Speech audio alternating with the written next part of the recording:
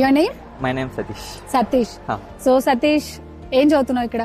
నేను BTech third year aeronautical engineering. Nice. ఎవరు suggestion ఇది? ఇది చెప్పాలంటే మా ఫ్రెండ్స్ సజెస్ట్ చేశారు. తర్వాత నేను చాలా వరకు ట్రై చేశా ఏ కాలేజ్ మంచిగా ఉంటది ఎలా ఉంటదని. ఆ తర్వాత సంజయ్ గోదావరి యూనివర్సిటీకి వచ్చి జాయిన్ అయిపోయావు. నైస్. సో ఎలా అనిపిస్తుంది క్యాంపస్ నీకు? నాకు కాలేజ్ నుంచి అంటే ఫస్ట్ విజిట్ కి వచ్చాను. విజిట్ కి వచ్చినప్పుడు ఏంటంటే కాలేజ్ లో ఇన్ఫ్రాస్ట్రక్చర్ ఇదంతా బాగా నచ్చింది ఫస్ట్ థింగ్.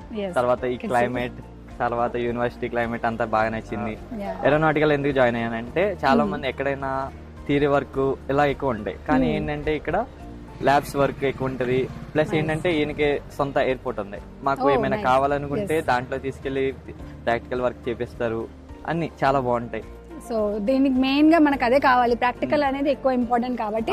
సో వాళ్ళు ఇక్కడ ఈ రిక్వైర్మెంట్స్ అనేది రీచ్ అవుతున్నారు బాగా. ఏమైనా స్పెషల్ గా మీ క్లాసెస్ అవుతున్నాయి దీనికి సంబంధించి?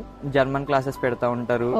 అంటే జర్మన్ ఇక్కడ నుంచి 2 years ఇక్కడ 2 years అక్కడ అలా మాట్లాడడానికి జర్మన్ లాంగ్వేజ్ నేర్పిస్తుంటారు. NPTEL normal courses.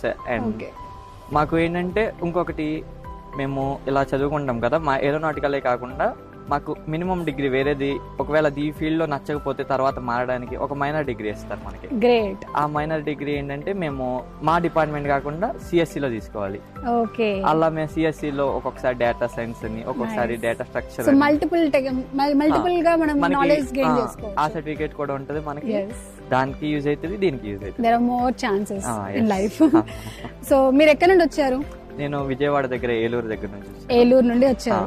సో మీకు ఎప్పుడైనా లాంగ్వేజ్ బ్యారియర్ అనిపించిందా? లైక్ ఇక్కడ ఇది మహారాష్ట్ర కదా, మరి ఇక్కడ లాంగ్వేజ్ కి మీ లాంగ్వేజ్ కి ఏమన్నా డిఫరెన్స్ అనిపించి, ఎడ్యుకేషన్ లో ఏమన్నా కష్టంగా అనిపించిందా? లేదు, అంటే స్టార్టింగ్ వచ్చినప్పుడు ఏంటంటే భయంతో చాలా వరకు నేను ఫేస్ చేశాను, కొత్త కాబట్టి. ఆఫ్టర్ ఏమైందంటే అలా అలవాటు అయిపోయి ఫ్రెండ్స్ తో మాట్లాడి వాళ్ళతో కమ్యూనికేట్ అయ్యేసరికి నాకు కూడా చాలా బెటర్ గా అనిపించి ఇప్పుడు నేను చాలా బెటర్ గా చాలా ఫ్రీగా మాట్లాడతారు లెక్చరర్స్. ఇంకా ఏంటంటే మనకు అర్థం కాకపోతే వాళ్ళ సార్ క్యాబిన్ కి వెళ్తే ఇంకా బాగా ఎక్స్ప్లెయిన్ చేస్తారు వాళ్ళు.